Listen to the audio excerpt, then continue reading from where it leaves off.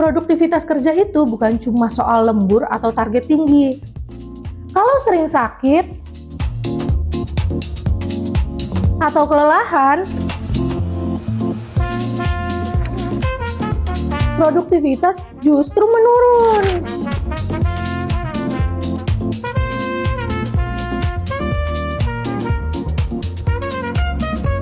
Disinilah peran K3 jadi kunci.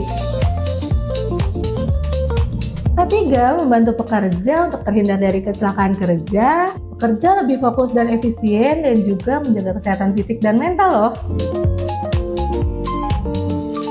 Hasilnya, waktu kerja lebih efektif, kesalahan berkurang, dan output meningkat.